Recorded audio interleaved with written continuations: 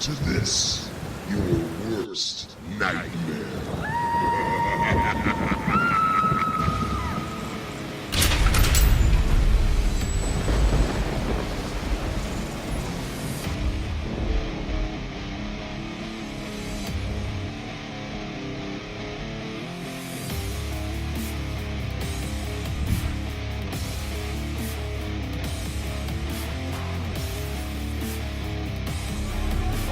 Radio podcast is on the air.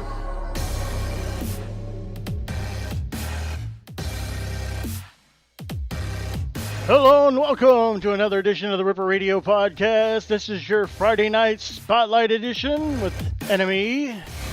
Those guys will be coming up at the bottom of the hour. We got a lot of bands in store for you. So let's don't waste any time. For the very first time on the Ripper Radio podcast, this is Death Metal Pope. And this is the title track for their new album, and this is called Harvest. And it's coming at you right now.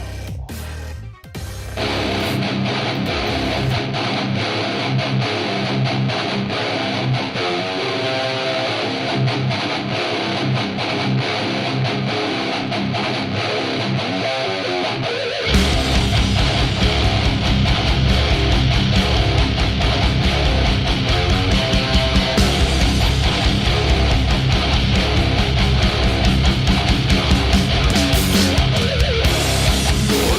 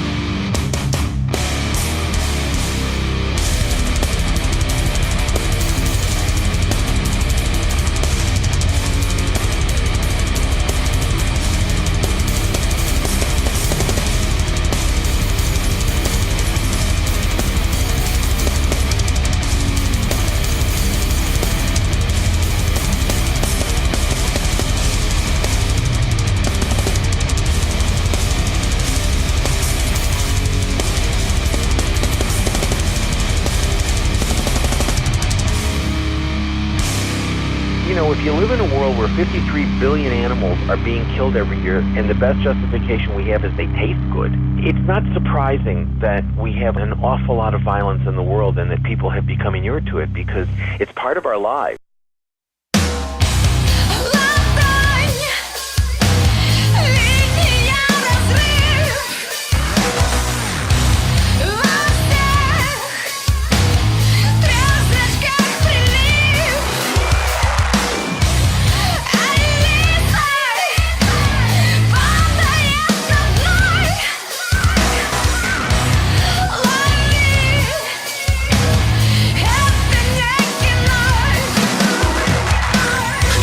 Шага вперед, долгих как затмение, туда, откуда зовет голос привидения. Но как в замедленном сне, мозг не слышит ноги, глаза давно на войне и пишут некрологи. О боги, это что, шутка? Сублиматический сон, сон наяву, как-то жутко, но спим не мы, спит он. Какая-то психея, вокруг зарезал ветер, не помню кто и где я, а это детка Питер.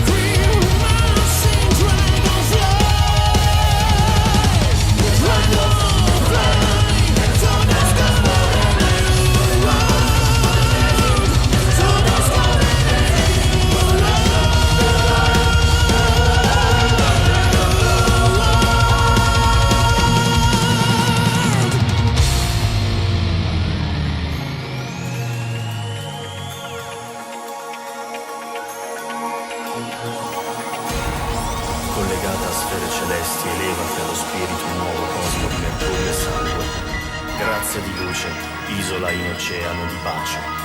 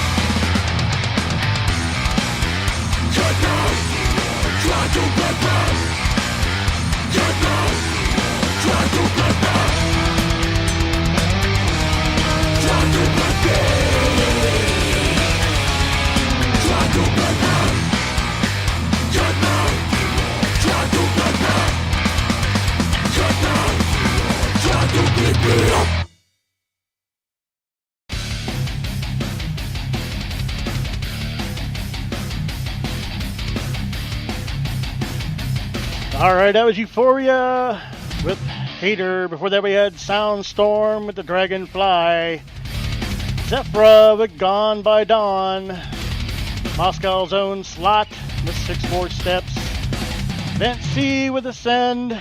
MINDWARS with No Voice. And we started that program off with Death Metal Pope with their song Harvest.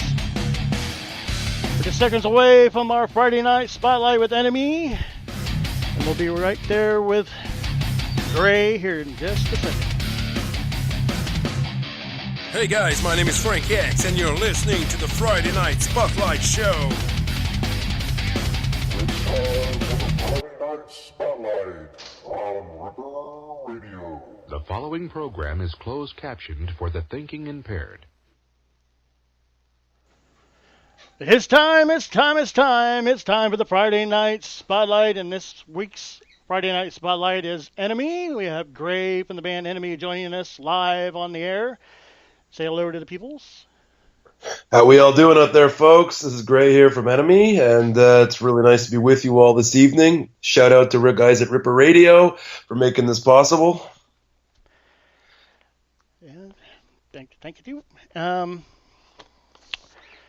Probably start off with a brief history of the band and maybe some of your own history in previous bands. How did Enemy get its start? That's actually it's a good question. It came about through me and Steph, the guitar player, just actually bouncing around on these classified ads looking for musicians. And I think that both of us had, Steph had taken a break from music for a while, and I was kind of halfway out of a project that I was working on previously, and I was pretty much almost done. I was getting ready to throw in the musical towel. I'm not saying that I would never play anything again, but I had just been so much time working on a project, and it wasn't panning out. And I started talking to him, and he said, I'd really like to try this with you if you're interested. And I said, okay, well, send me a couple of tracks or something. Let me hear what it sounds like. So the first thing he sent me was actually the track for Demon Inside, which is the title track of the album. And I heard it and pretty much liked it right away. I said, yeah, I think I could definitely do something with this. I said, tell you what, I said, give me 24 hours and I'm going to write lyrics and melodies. I'm going to record it. I have a home studio. And I'll send you back a demo version tomorrow. And he told me after the fact that when I told him that, he actually just kind of started laughing at me, and he said, yeah, okay, 24 hours, you're going to get it back to me. I've heard that before. And sure enough, I got out the old pen and paper and started humming along to it, and 24 hours later, I sent him the track. He loved it and said, I really want to do this. I'll send you some more material. And that's how the whole thing started. Over the next about 6 weeks, we actually wrote the tracks for the whole album. Everything was pretty much done in about 6 weeks' time. It was a really quick writing process. It was very easy. He basically sent me music, but told me I could arrange the parts the way I wanted, to put them more from a lyricist, vocalist standpoint, to make sure that it all fit together well if there was something that wasn't exactly the way I needed it to be to sing over. Some of it I did switch a little bit. Some of it, the way he sent to me, was perfect the way it was. And 6 weeks later, the album was pretty much written and done in a demo form.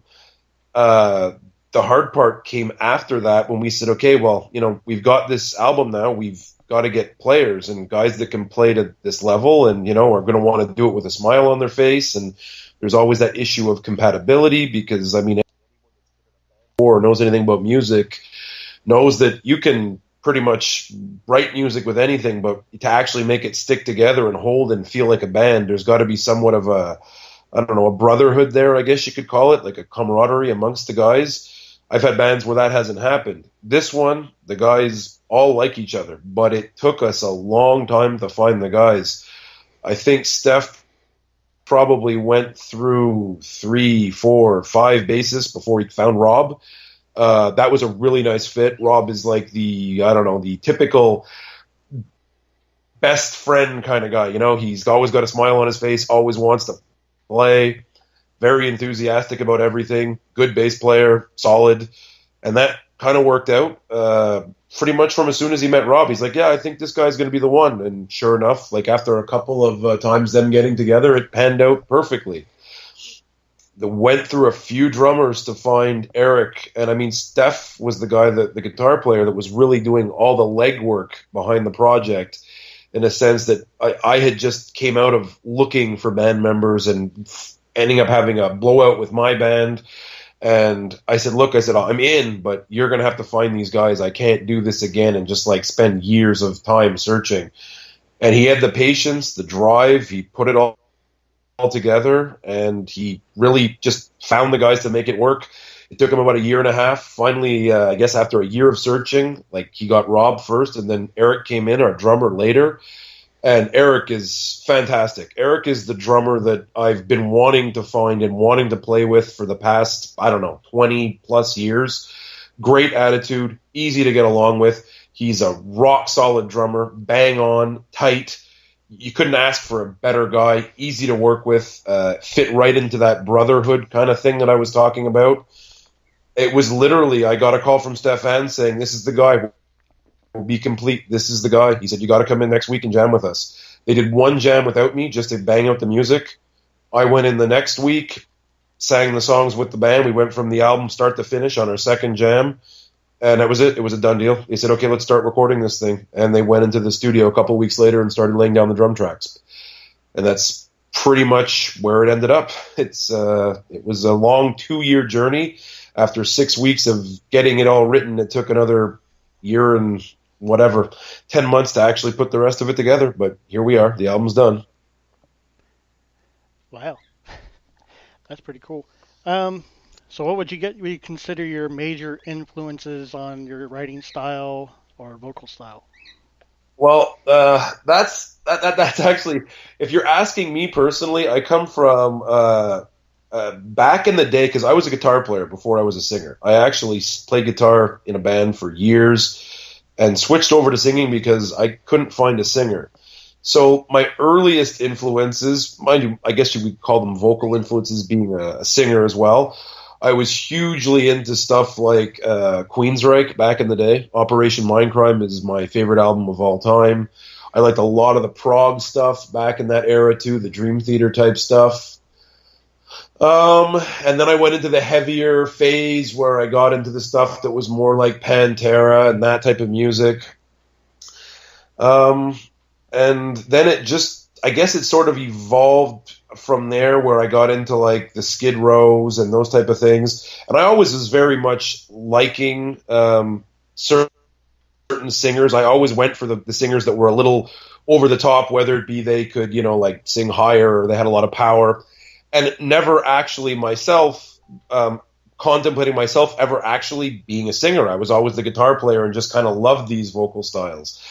And once I started actually singing, I kind of started, at that point in my just listening career, I started getting into some heavier type vocals where I started listening to stuff like In Flames, Killswitch Engage, really like a lot of stuff like that. So I try, when I actually write my own stuff, I really do like the heavy approach to vocals, but I still like to keep it very clear where you can hear what the words are actually saying, because I put a lot of time and effort into lyrics to making sure that they're actually sung about a topic or a theme and not just gibberish. I know everybody probably says that, but if you read the ENIME lyrics, they're a good read. I think that anybody could pick up the sheet and really kind of have a listen to it, or even if they didn't listen to it and just read the lyrics off a piece of paper, I think that they could take something from it. I think that I've done a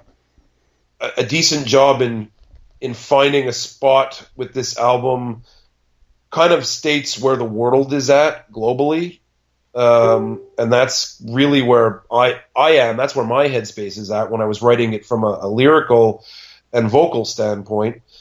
Steph was the guy that wrote all the guitar parts, and Steph is your typical thrash guy. He's all about the down picking, how fast, how heavy.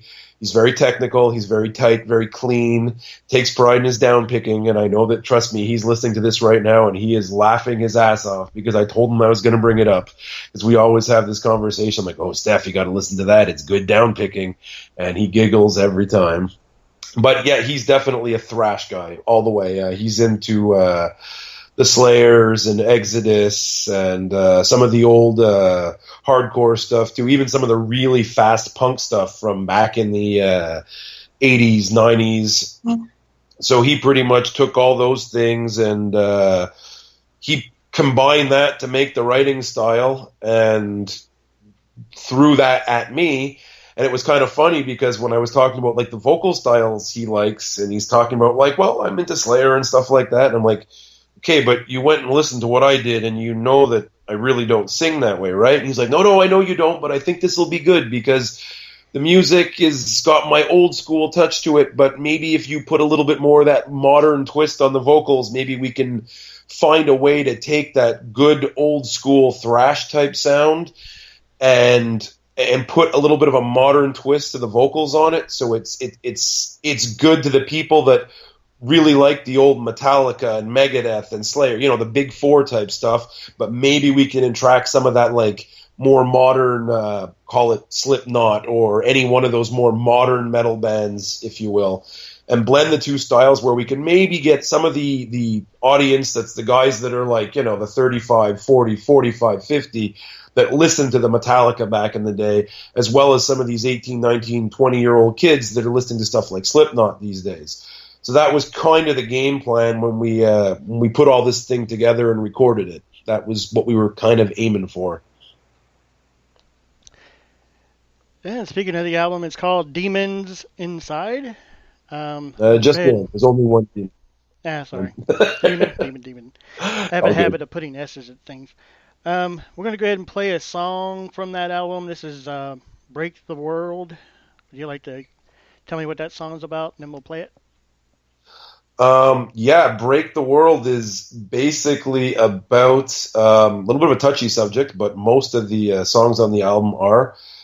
Break the World is pretty much about war and terrorism and where, at what point does everybody kind of need to sit back and say this isn't good for anybody, and what will it take for us as a people to stop it, I guess is the best way to put it. You play your track, and then if you want to, I can go into the overview afterwards of how the whole Demon Inside concept came together.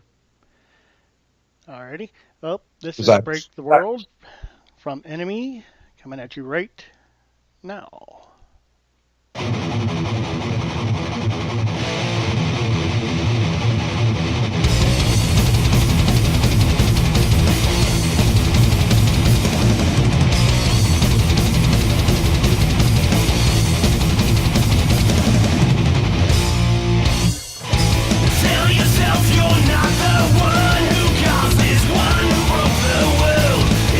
Easier to sleep at night.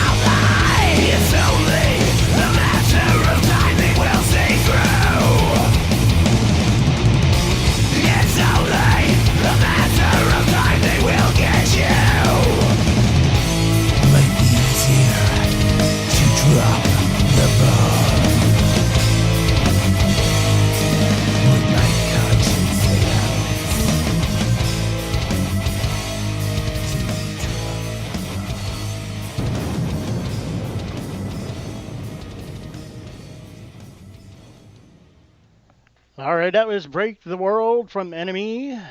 And we're back on the air with Gray.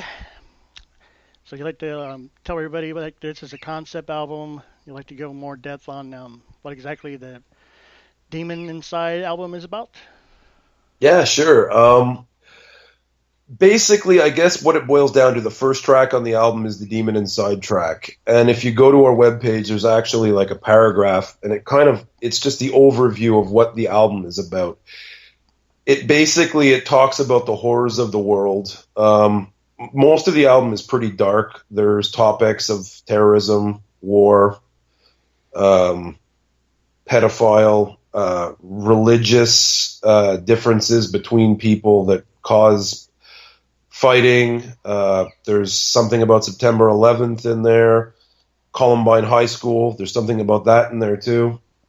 And basically what it talks about is how each one of these things that as you're growing up, or you see them, or you witness it personally, or one of these things actually happens to you as a person, it's how each one of these things takes a bite of your soul, eats away at you from the inside. And basically the concept is that if you witness enough of this stuff, once enough bites have been taken of your soul, the only thing left is the demon inside. And that's the overview of the album. That's the first song. About the next 9 songs after that, I believe, each one are kind of a chapter, if you will, of something that is taking a bite away of our soul as people, as a race. And it just keeps going back to the fact that if enough of this keeps happening, how do we survive? We become this demon inside. It just overwhelms us. We become this. And then I really don't like to leave things left to be totally grim and dark when I'm writing. I'm not going to say that there's a perfect solution or there's always a Walt Disney ending, if you will. But I like to think there's like that light at the end of the tunnel. There's something that there's hope. There's something to look forward to.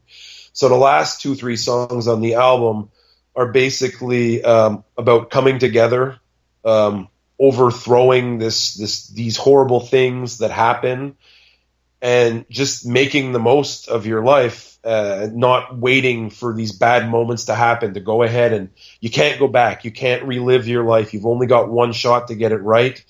Go out there, put your best foot forward, and try and make the best of it. Don't let this demon overtake you. You know, there's a way to battle through it. There's always a hope that there's something good at the end. Because I mean, when you put on the news at 6 o'clock, I hate to tell you, but it needs to be renamed the bad news, because there's not a lot of good. You get one little league story about some kid hit a grand slam in baseball, and then it goes downhill from there real quickly. And it just seems like the media loves to eat it up. Bad news sells, right? It's like a car wreck. You're driving down the highway, you see a bunch of cars piled up, there's bodies, there's blood. You're telling yourself, don't look at this, it's going to be bad. And what does everybody do? Everybody slows down and looks. And that's exactly what the media loves to push onto people. Just is what it is. I don't think there's any way around it. It's just a matter of, at certain points, close your eyes and pretend it's not there. They say sometimes ignorance is bliss.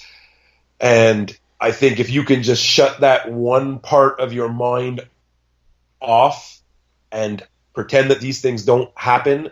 I can't say pretend they don't happen.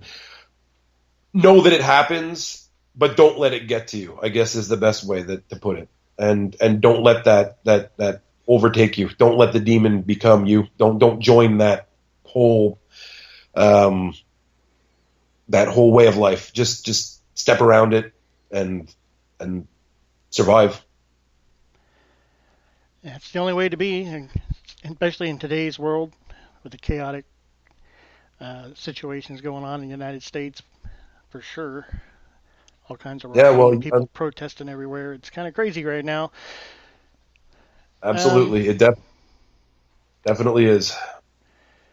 Now, speaking of the media and the news, they're full of lies. So let's go ahead and play the song "Lies." Would you like to speak a few words about that one before we play it?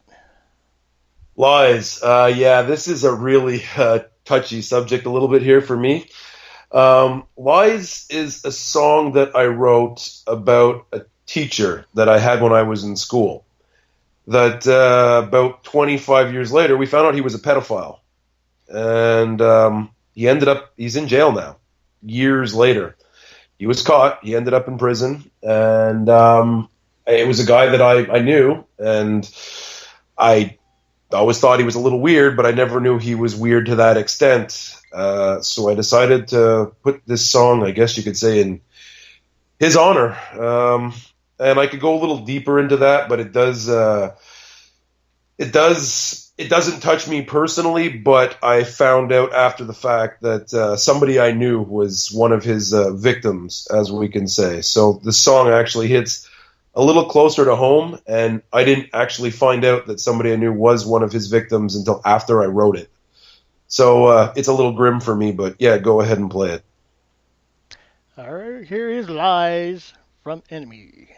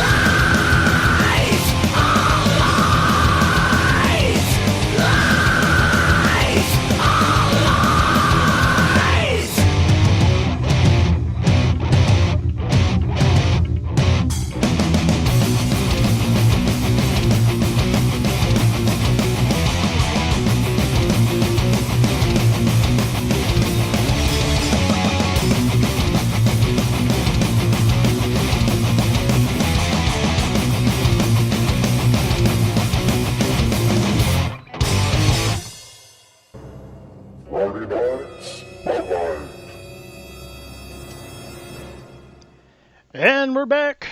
That was Lies by Enemy.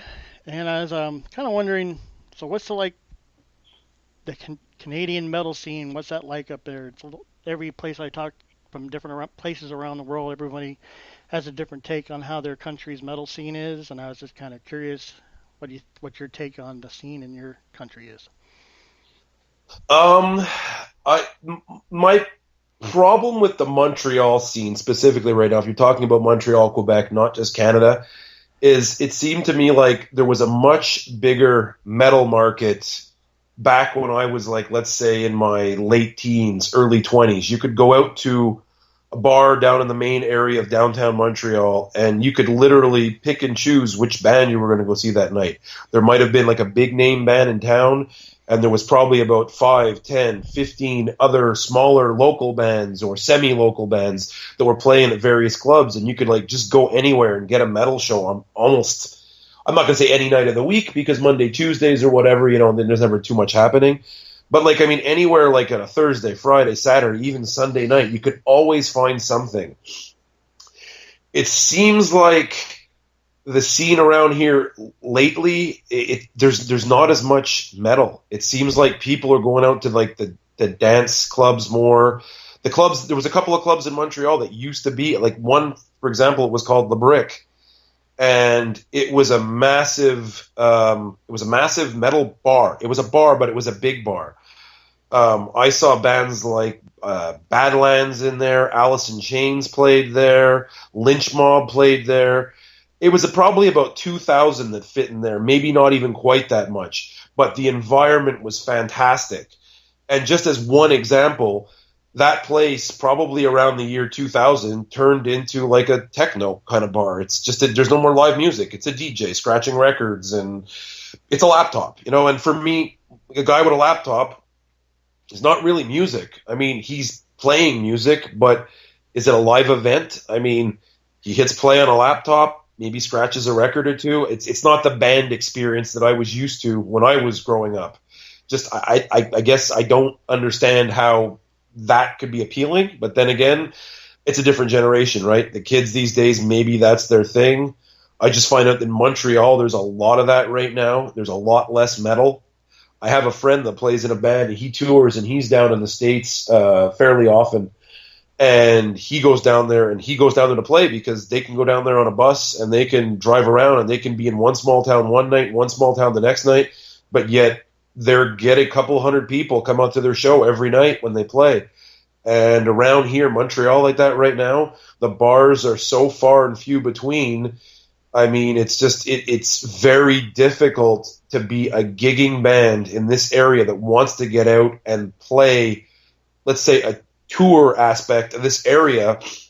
Very hard to put it together, especially now with the way the music world is working, and there's all these illegal downloads going on. I hate to say it, but Lars was right.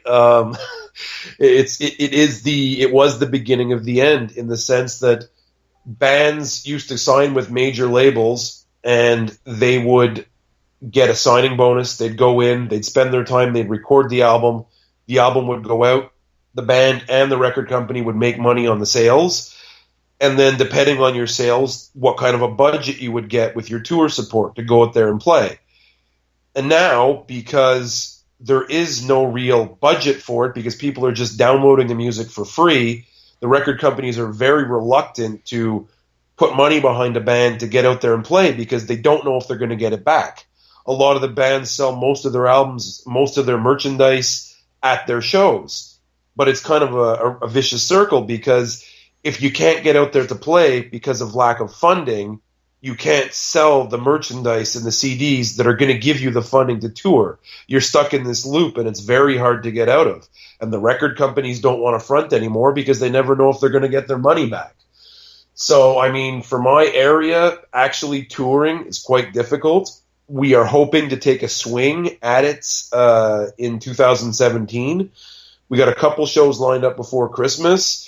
And then the goal is to get out there and play as much as we can, spring and summer, even the remainder of the winter. And then Steph's already been writing, so there's a good portion of our material that's ready for album 2, at least from a musical standpoint.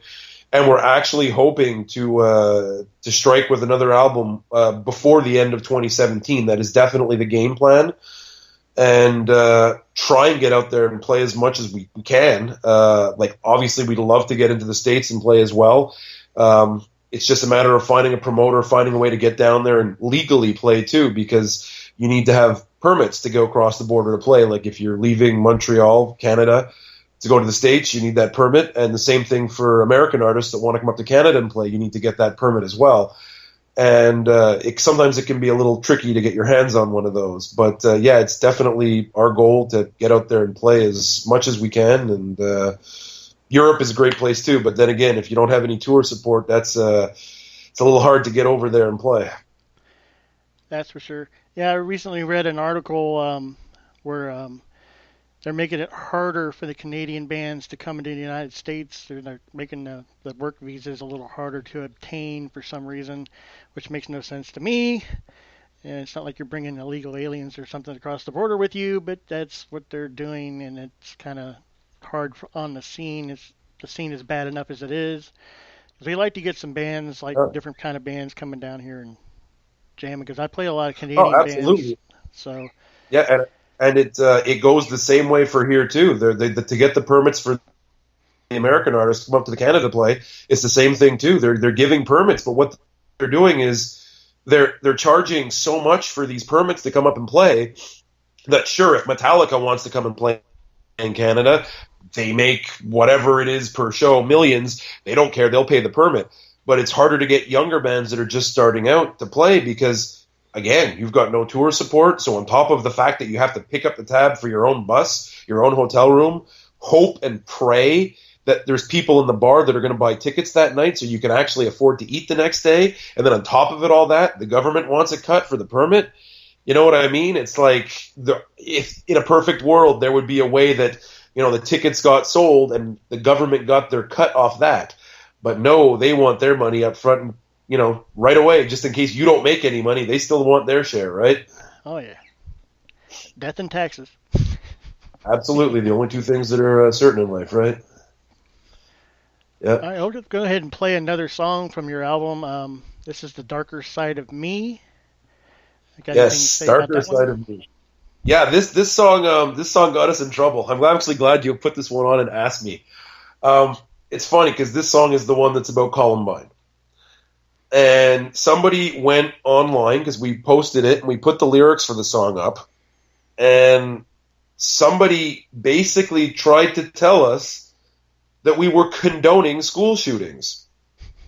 And I never go and respond to comments on Facebook because you can just get into a war of words with a bunch of people that are usually not very smart if they want to fight about something like that online. And the person was basically saying that what is wrong with us and how could we write a song about that?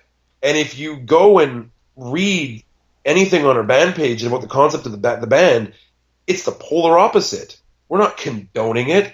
What we're saying is that these are the horrors of the world that are eating away at us as a society. And this person literally tried to tell us that we were condoning school shootings. I could even mention the name, but I won't. But yeah, there's some crazies out there, that's for sure. Oh, that's for sure. So this is The Darker Side of Me, coming at you right now. Jefferson County 911. Yes, I am a teacher at Columbine High School.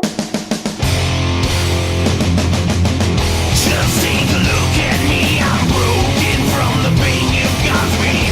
I'm drowning in myself, just free me, free me. I'll never be the same, you've stolen all the good within me. I'm taking you with me, believe me, you'll free me. Bye-bye.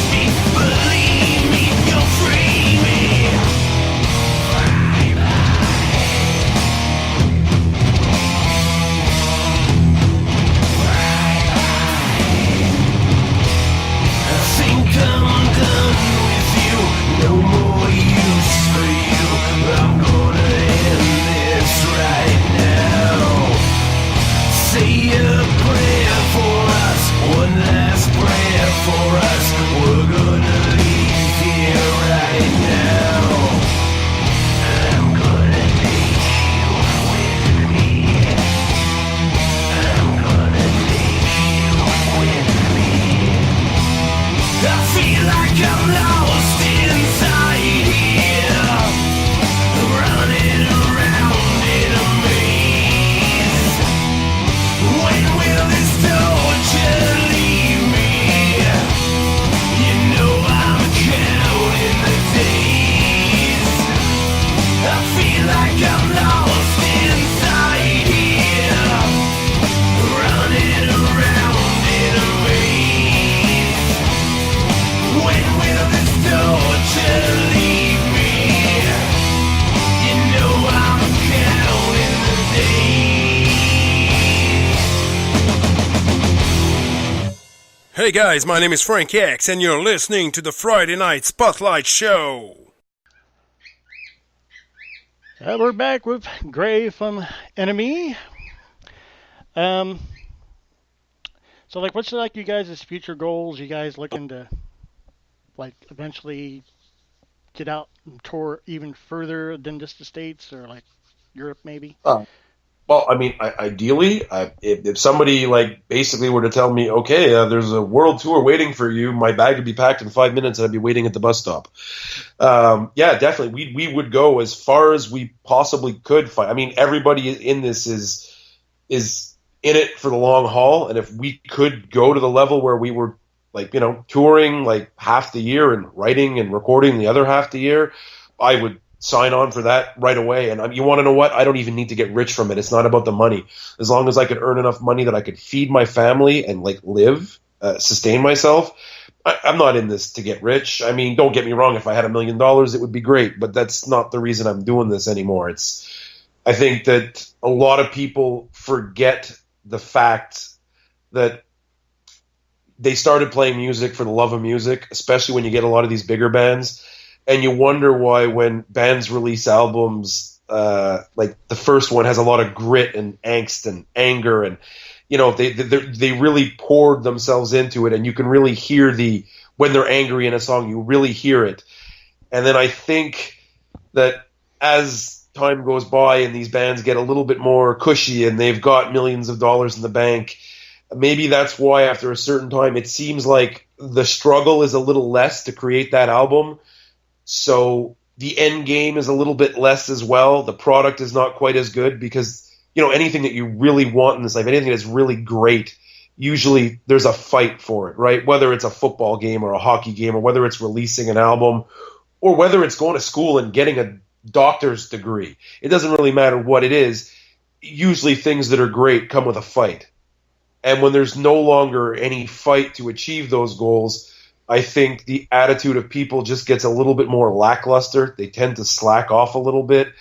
They don't care as much, you know. And I'm not speaking about everybody, but I'm just saying I think that that's a lot of the reasons why some bands, 10 albums later, the quality's gone, and other bands that might not be quite as huge that still have 10 albums as well, their 10th album is still a quality album as opposed to one that just kind of got, I don't know, dipped in chocolate to sell, I guess you could say. So as for us in Enemy, yeah, a little bit of money would be nice so we could live, so we could get out there, we could play, afford to be able to do videos and stuff like that. We are doing a video for the album. Within a couple of weeks we should be doing it.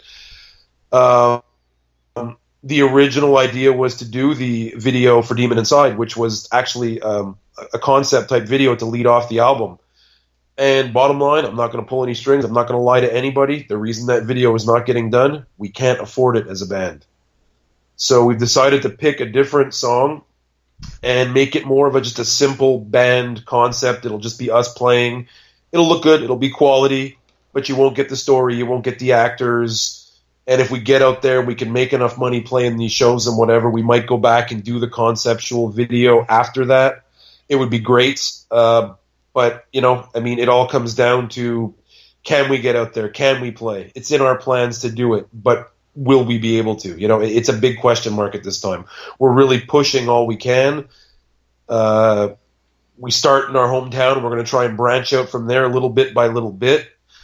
Obviously, like, the more guys like you that are, like, helping us out by doing an interview like this, playing our stuff online, it's definitely going to increase our chances of getting to the States and playing. That's why us as a band, and I think I'm speaking for all these indie bands that are out there right now, it's a big thanks to you guys that are playing this stuff, because, you know, major radio isn't picking us up until we've got, you know, a disc that's got a major label's name on the back of it, or or we've got a video that's playing all over the place or whatever. But without the money to back all that stuff, it's really difficult to do. So, I mean, definitely 2 thumbs up for all you radio guys out there. Thanks a lot. That's what we're here for.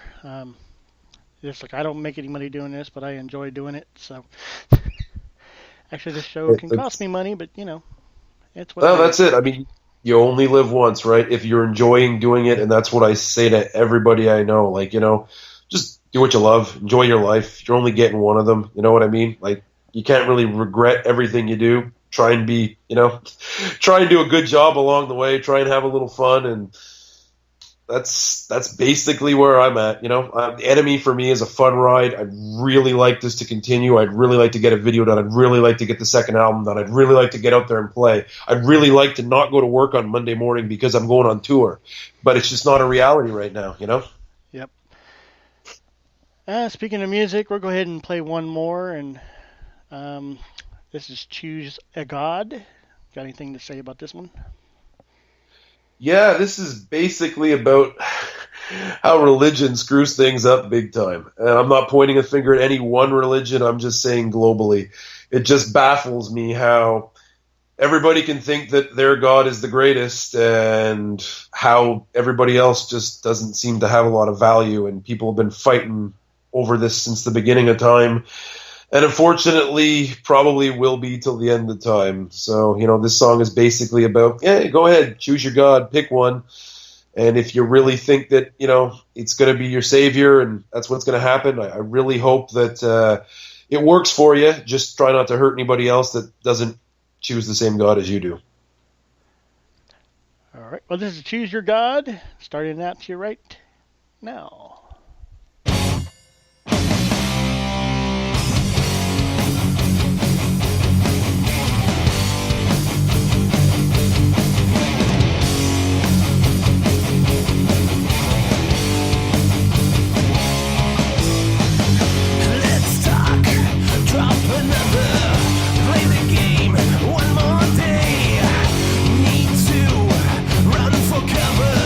Choose a God and start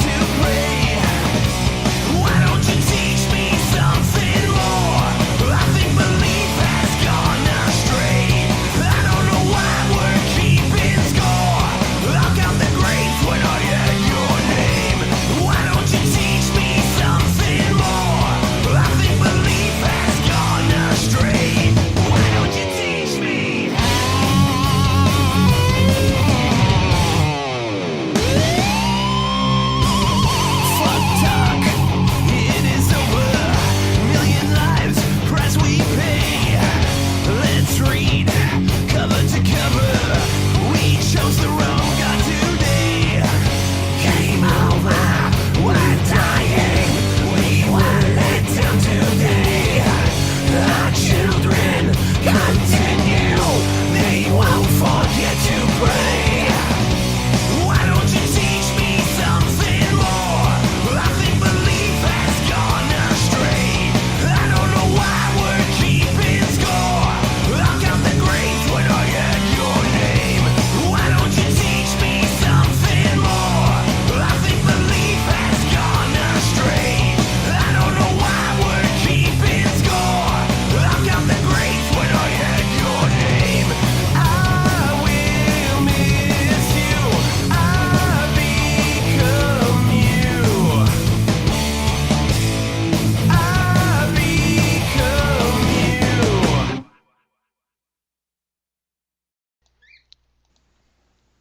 All right, that was Choose a God from Enemy. Probably wrap this up a little bit here. Got anything special to say to your fans out there? If anybody's like knows you and or anybody who doesn't know you would like to say about your band and yourself personally? I just want to say thank you to anybody that's paying attention, I guess is the best way to put it, because being a musician at this day and age, the best thing for me to see is if I go onto a page and somebody posted one of our songs, and you want to know what, even if somebody went and stole one of the songs online and posted it on YouTube or whatever the case may be, when you can go on there and you see a couple of comments and it says something along the lines of like, hey man, this song really means something to me, or whether it just says great tune, I love to rock out to it, or whether somebody finds a little bit of a deeper meaning in something. The greatest gratification for me as a musician, as a singer, as a songwriter, the whole thing, is literally just to know that there's at least that one person out there that heard this song and it meant something to them. It did something for them. And whether it's one person, 10, a million, I mean, obviously the more the better, but as long as there's that one guy or one girl out there that can listen to the song and go, wow, you really did something for me. Well, it means that, the day I sat there and wrote that song, it wasn't a waste of time. I wasn't the only one that liked it.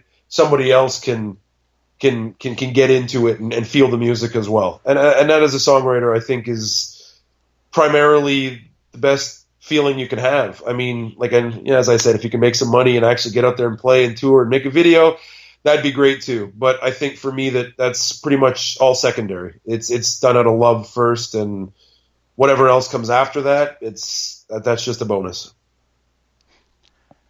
Cool. Appreciate you coming on the air with me tonight on Ripper Radio. We're going to play one more as we go out. This has Become One. And this is the Necromancer here with Gray. And till great next time. Song to close on. Great song to close on. Become One. All right. Anything but to it's say all with that joined one together. before we go? Yeah, it's literally, the title says it all. It's Become One. It's one of those bright lights at the end of the tunnel. You know what? If we all pull together, we all become one, it'll be a better place, this world. And great way to end this thing. Thanks, man. No problem. Till next time.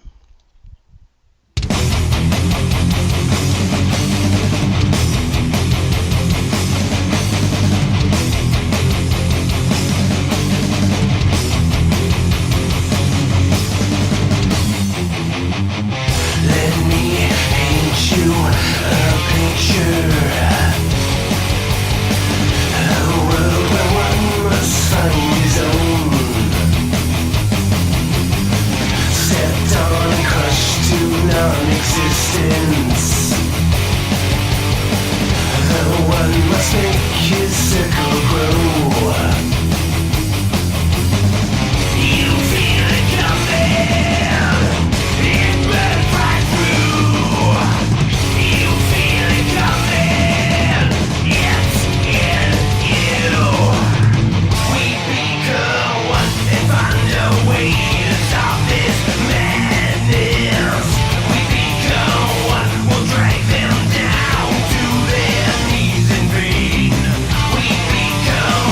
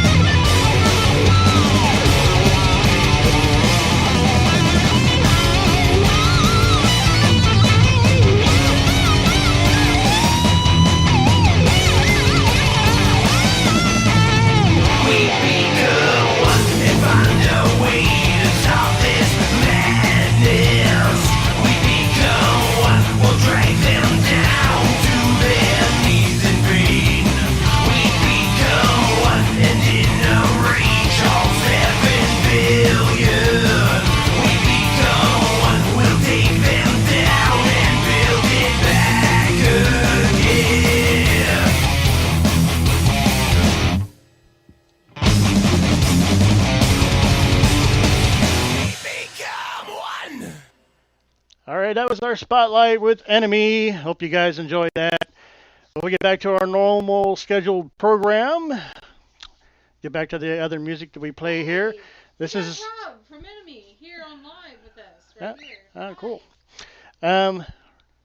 This is Only Flesh with their new one for their video Addiction Puppetry, and that's going to start at you right now.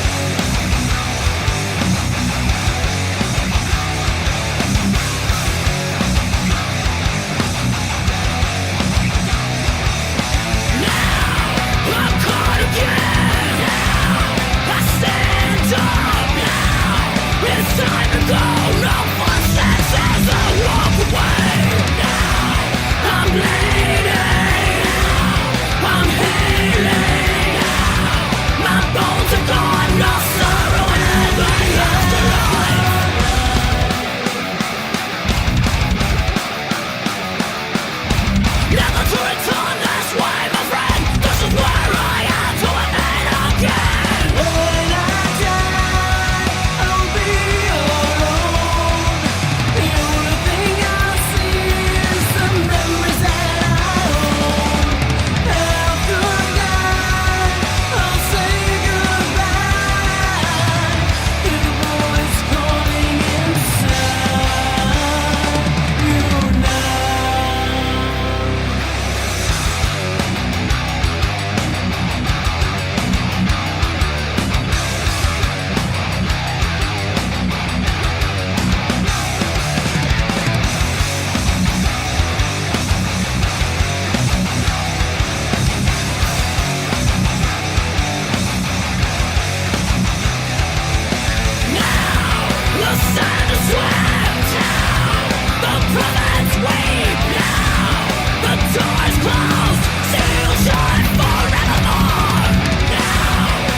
save me.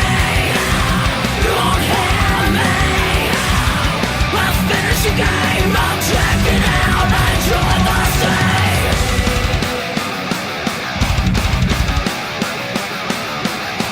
Never to return this way, my friend. This is where I am to an end again. When I die, I'll be alone. The only thing I see is the memories that I own. After I die, I'll say goodbye.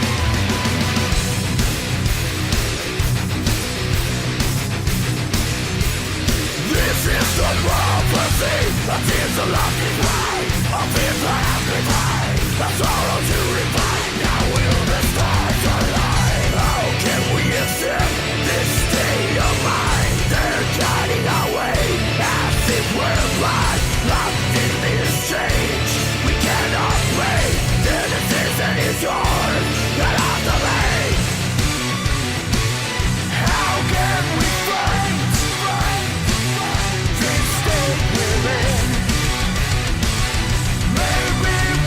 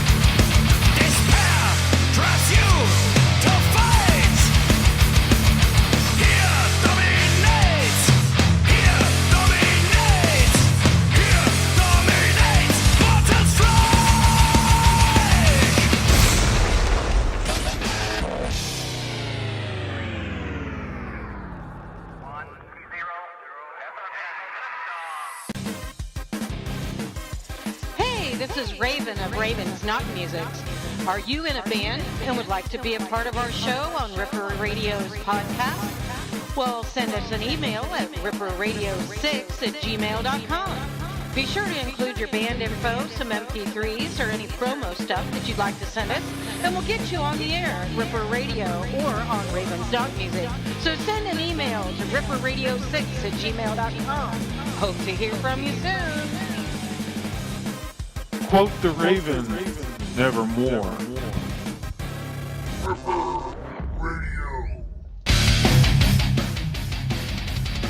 All right, that was Mortal Strike with Here Comes the Tank. Before that, we had Dead End Finland with Messenger of Sorrow. Demons Within with the Mark of the Unholy. Blood God with Blood God. FAYTREE with Cherry Garden. Red Cain with the Guillotine. OLATHIA with When I Die. And we started that block of music off with Only Flesh with their song Addiction Puppetry.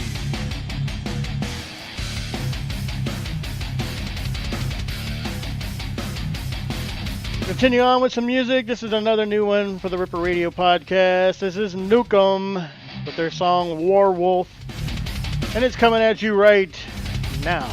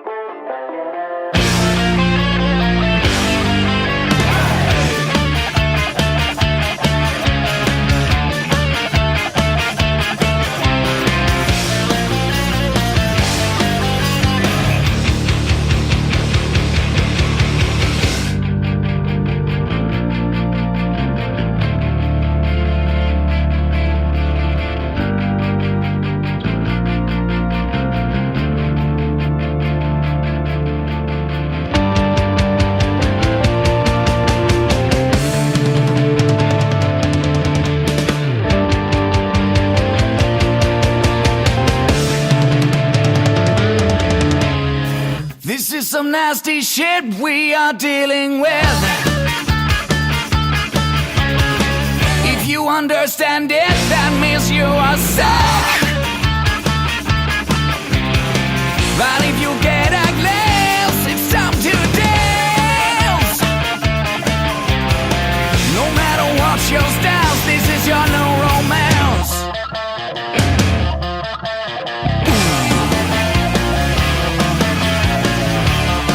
This is your new romance. This is your new romance. Open the mind, but think on now. And you should try it too somehow. We don't deal with things on the gallows. The earth is round and the sea it swallows. The writings on the stones get eat off your bones. Don't need to understand where we go. Just roll with the flow, with the joke. No matter what's your stance, this is your new romance.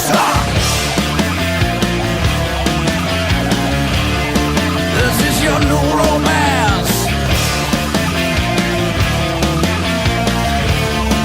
This is your new romance. Open the mind, but think on now.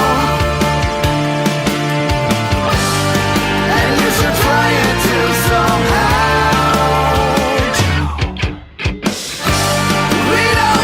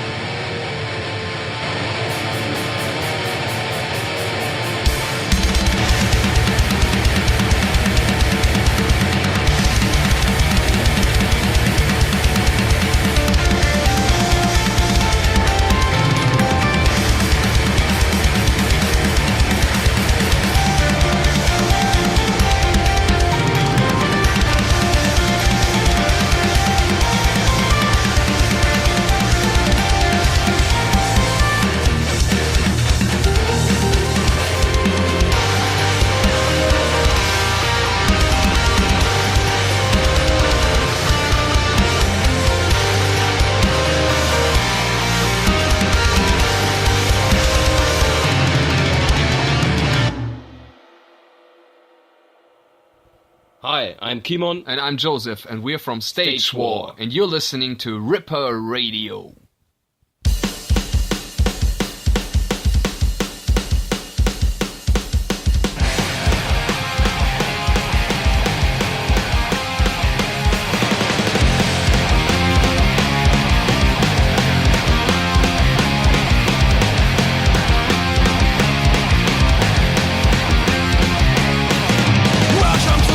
Presented by God for all eternity, covered in blood. Hate comes along.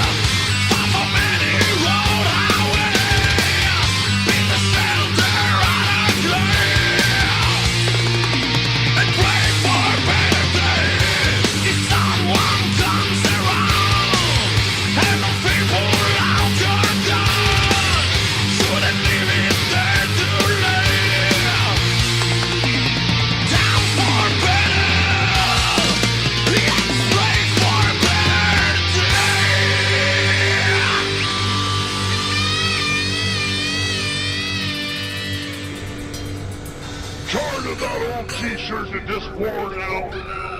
Want something that'll put the fright back in your fashion? Well, make your way over to the Ripper Gear store. Get you a new hoodie, shirt, tank top, and more. Put the fright back in your life and your fashion. That's officialrippergear.storenb.com. officialrippergear.storenb.com.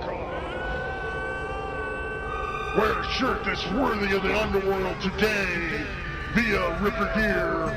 Horns up as always. Buy that shirt today. Ripper Radio.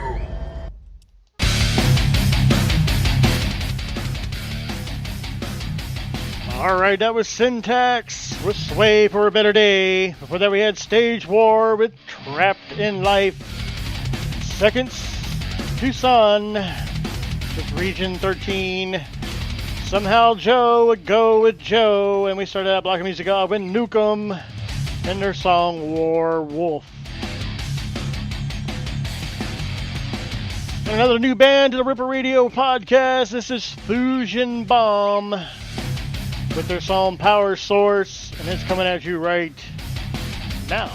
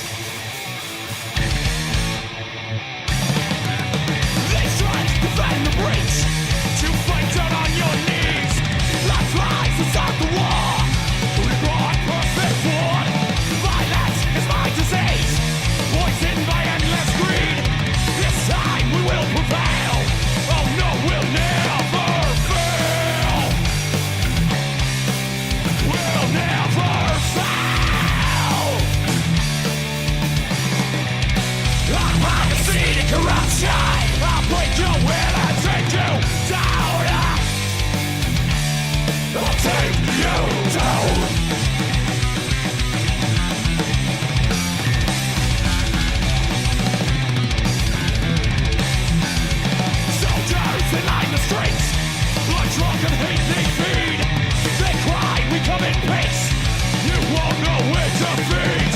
Your reign is bound to end. Wasted the time you spent. Yes, now we will prevail. Oh no, we'll never fail. We'll never fail. I hide the seed of corruption. I'll break your will and take you down. I'll take you down.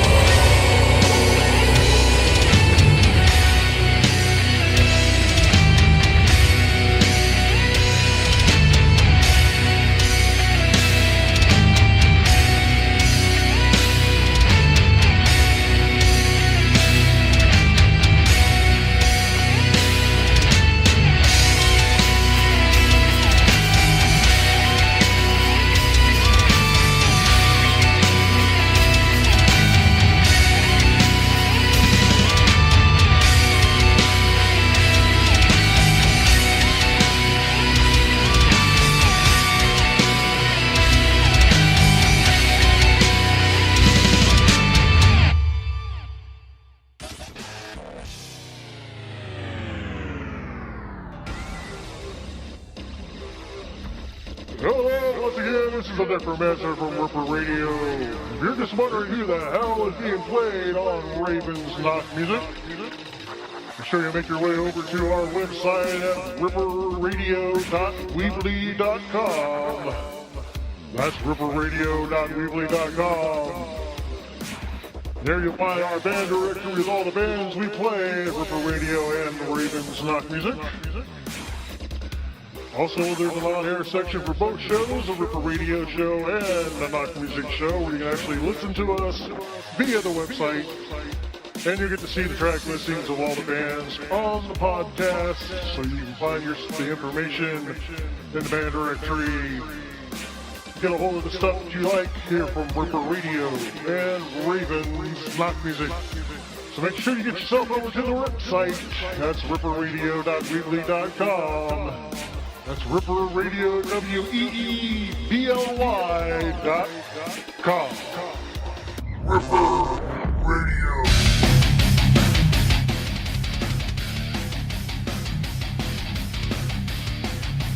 All right, that was Denominate with Degradation. Before that, we had Toxic Ruin with Seed of Corruption. STRYCNYNE with Blasphemer. Final Drive with The Confession. And we started the final block of music off with Fusion Bomb and Power Source. I can thank Gray from ENIME for coming on the show this evening and talking to us about his band ENIME. Also, make sure you guys tune in again tomorrow at 8 o'clock for Raven's Knock Music. And until then, horns up, rock on. We'll see you later. Bye-bye. If you think that was scary, come back tonight. Boy, have I got something to show you. Ripper Radio.